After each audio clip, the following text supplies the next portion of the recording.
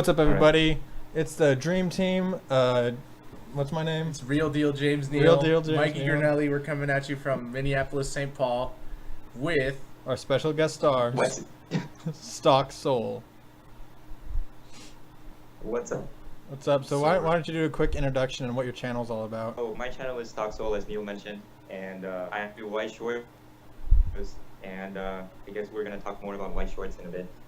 But yeah, that's basically what I do.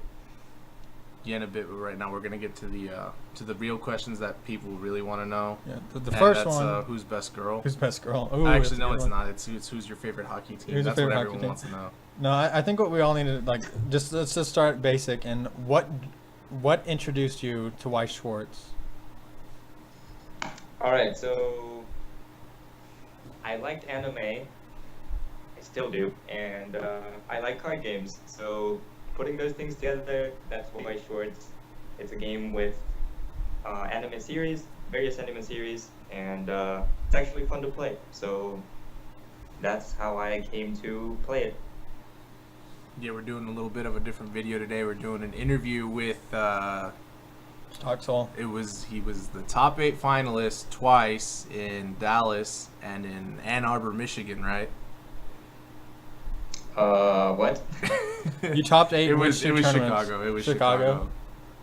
Yeah. Not Chicago, Ann Arbor and that Chicago are was it. pretty close. So speaking of top 8, you made the top 8 twice recently in Dallas. Do you think there's anything you could have done differently to secure a higher position than what you got? Yeah. I think the first time, my first top 8, I got matched up against the world champion at the time, Clinton Chan, and I was pretty intimidated. That game, I feel like that played a factor in me not playing as well as I could have. So maybe if I hadn't known who he was, or if maybe I had more time to mentally prepare for that match, I would have done better. And then the second time, I feel like it was just the variance in the game that ended up in my loss.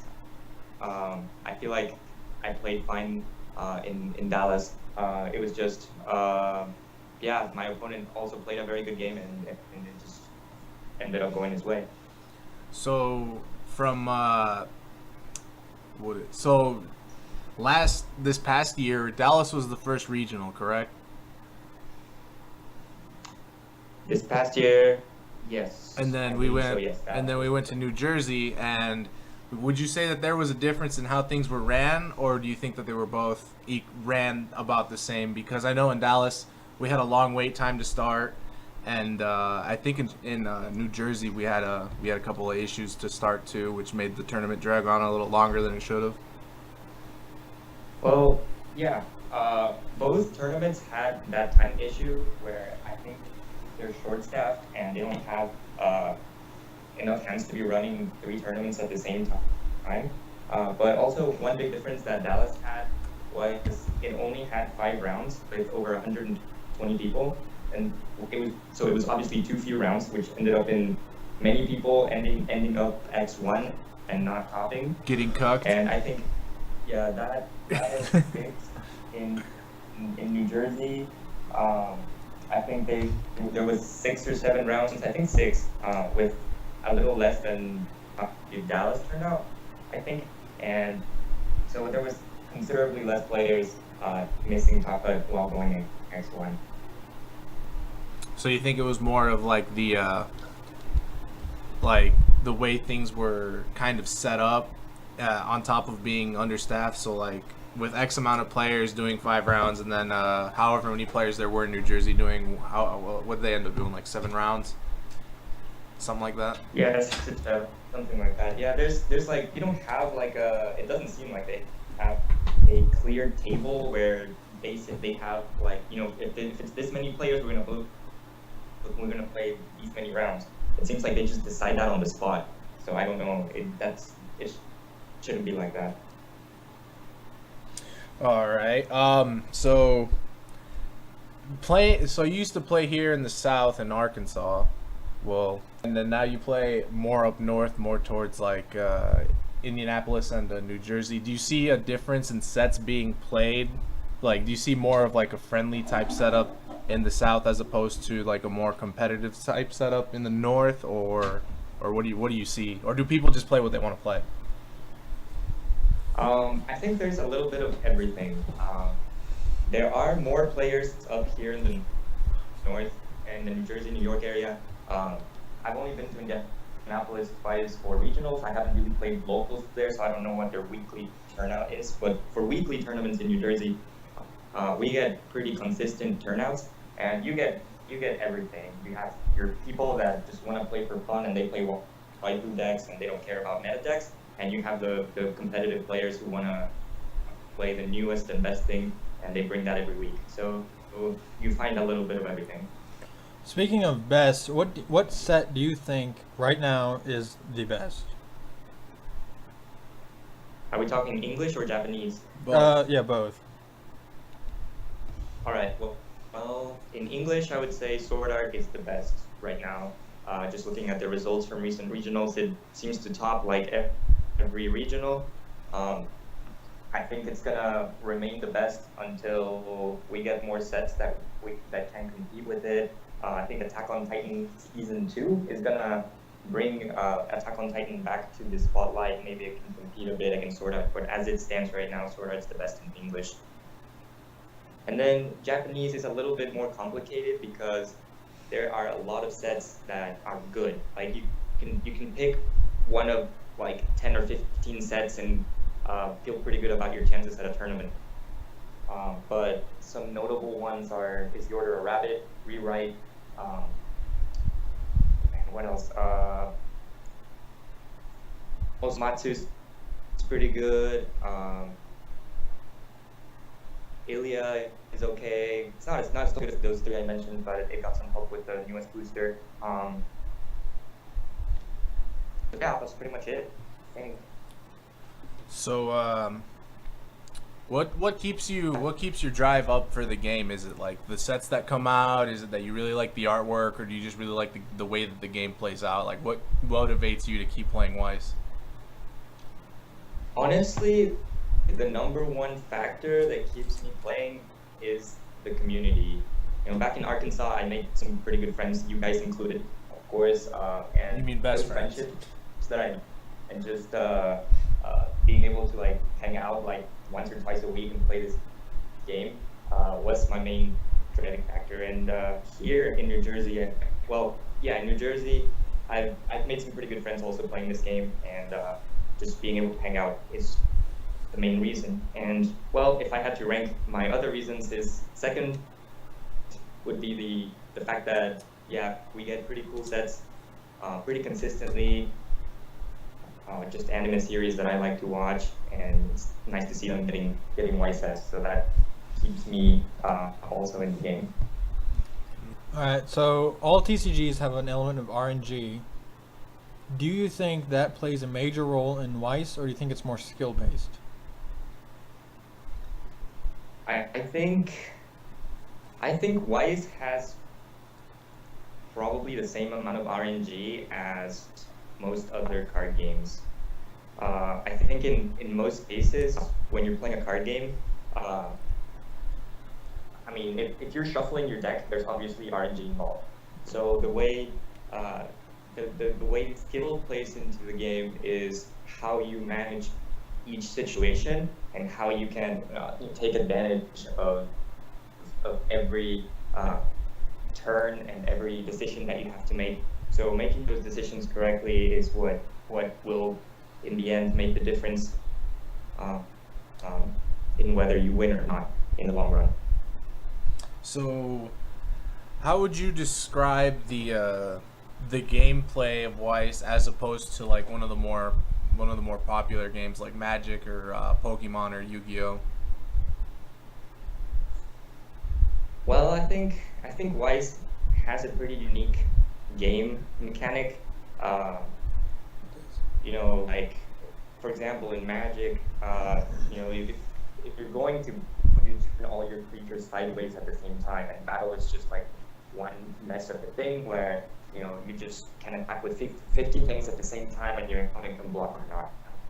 And in Weiss, you know, you do it one at a time, So like the combat phase is a little bit longer, and there's more depth to it because you have to think about your attack order and whether it's going to be a frontal attack or a side attack. Um, so that's different than Magic and all Pokemon. Their combat is also like pretty linear. It's just one Pokemon and you do one attack to the Pokemon, the active Pokemon on the other side. And I guess it would come closest to Yu-Gi-Oh! Although I'm not too familiar, I haven't really played Yu-Gi-Oh! But I know it is also like you do combat one at a time. So I guess it is the Yu-Gi-Oh! Is the game that most resembles the combat mechanic in Weiss. But in terms of everything else, I think Weiss has a lot of similarities with the other games because you have deck manipulation, you have searching, you have I don't know, ways to mill cards. But I guess the biggest difference is that Weiss Schwartz, the way you take damage is from your deck. Like you have your clock and you take damage from the top of your deck. And I guess no other card game has that because you think about it, every other card game, when you take damage, you keep track of it with either a die or you just write it down.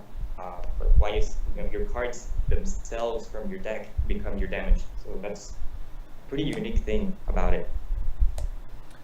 So you recently went to one of the JP formatted tournaments here in the U.S. Yep. And so how do you feel that was ran, like the same or differently as opposed to just like a regular English format tournament? Was it different? Was it easily managed? Was it a disaster? How do you think it went? I think it went really well. So JP regionals are run at the store level. They're not held at big venues. They're not organized by Bushiroad. They're left to the stores to organize. So this particular one that I went to, I thought it was very well organized. I walked in. There was a table set up in the back, and one of the players there who was in charge of running the whole thing had a computer, and she just took everyone's information, gathered everyone's deck lists. They assigned like 3 or 4 of their more experienced players to make judge calls. And then, of course, if you didn't agree with their call, you can contact part of the card. They have like a judge in New York, and you can like call them to make the final judge call. But that didn't happen at all during the tournament. And overall, the judges that were in the store made the right calls every time. They also assigned a different person to keep track of time, and he did a fine job. So I think everything went smoothly, and because it is a small venue, because it's just a store, I think it's run a lot better than the English regionals that are in big venues, and they have to worry about running Buddy Fight and Vanguard at the same time. So you think it operates a lot more smoothly whenever the judges only have one game to worry about as opposed to having to run 2 or 3 other games at the same time? Right, exactly. Well, here's something I've gotten into many debates about, specifically for Weiss Schwartz, but in any card game. Do you think it's better to go first or second? In my experience, for Weiss, it does not make that big of a difference. Going first or second does not really determine the winner, or does not really play a big impact on who wins the game. Weiss is a lot about what you do every turn and how you manage your resources and making the right decisions every time. And if you're making the right decisions, then in the long run you're going to win, regardless of whether you're going first or second. All right, so I got a little bit of a hardball for you. So if you could change one rule in the game to better the game, that you could find some way to back up, like we need to change this rule and the game will be a lot better because we're going to change this rule, what would you change or get rid of? Man, that's really a hard question. I really have to think about it. Jeez, I don't know. Maybe add one more one more slot on one more slot on your center stage and one more slot on your backstage, so you can maybe attack 4 times. I don't know, but maybe that would make the games go a lot faster.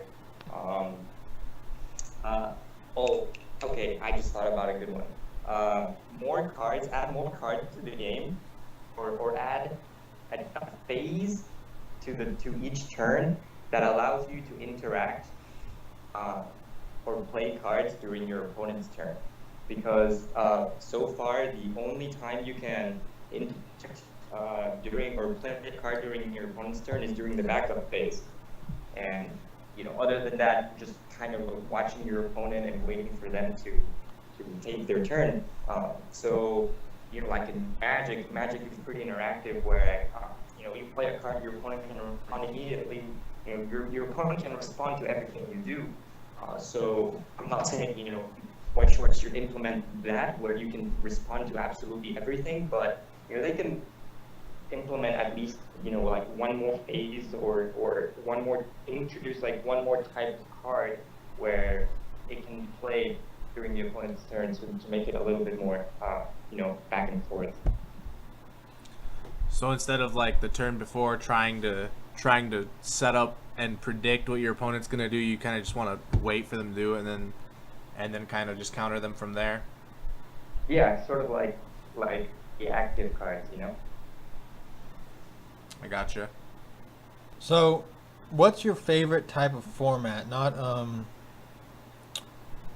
just traditional. There's different kinds of tournaments, so like Pauper, Waifu, etc., etc. What's your favorite off-kilter play style that you've played? So we're talking like non-traditional formats. Correct. Let's see. I think the probably the best one is the waifu format, just because everyone everyone builds their decks based on their favorite characters.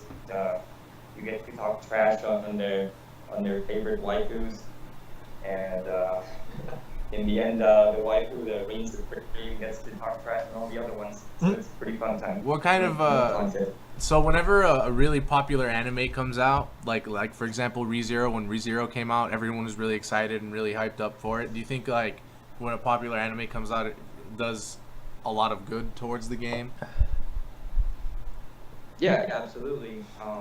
Because not only are you catering to the current players that like that anime, and odds are that they do because it's so popular, but you're also increasing your player base, because maybe someone who doesn't play Weiss currently because there are no shows that they're interested in the game, they'll see that this anime is coming out that they like, so they'll be like, okay, maybe I'll try this out, So I think it's good for the game, no matter how you look at it. Okay. So how do you feel about the selection? Do you think there's too many sets, too few sets, right in the middle? Like, what do you think? I think English does not have enough sets. I think they should up their game and try to release more than one set a month, because right now they're just releasing one set per month, and even then they're struggling because they delay sets. JP releases 1 to 2 sets per month. Damn. And they've been doing that for many years. It's the JP game has been like around a lot longer than English, so they have a lot more sets. Now, whether it's too many sets, I don't know. I don't think it's a bad thing. The more sets you have, the more choices you have, and the more variety you have at a tournament. It's not like you're gonna go to a tournament and you're gonna see the same 4 or 5 sets, which I feel like is the case in English, because if you go to an English regional, you're gonna face Tulabru, you're gonna face Kentai, you're gonna face Project Diva, and odds are that those 3 sets are all you're gonna face. It's not uncommon. So I feel like in English, definitely there needs to be more releases pretty soon, so that it can eventually catch up to JP, but I don't know if it's ever gonna happen. So There are a couple of what I like to call like mirrored sets. Kind of like, let's say there's a card in one set that does one ability, and then they release a set with this same ability on another card. Do you think that they need to do more of this, do less of this? How do you feel on that? I feel like they should do less of that. I feel like every set should feel unique.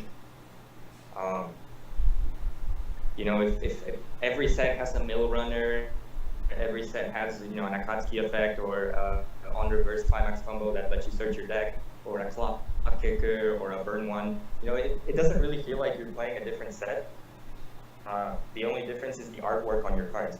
So I feel like they should do a better job being creative and putting different effects and mechanics in their sets, so that every set actually feels unique, like a unique experience, and not like they're just recycling effects. It just feels like they're lazy in designing sets. Because really, like, so do you think? Okay, so here's the question. So, do you think with like a more like, for example, like ReZero, do you think that that set is particularly stronger because it's really popular, or do you think that it's more like unique and has its own type of effects because of its popularity? Like, do you think just because the show would be really popular, that they would make it really strong in the game? Well, I don't think ReZero is crazy good. Like it's a good set. It's got some good effects. I don't really feel like they intended to make it like really overpowered just because it's popular.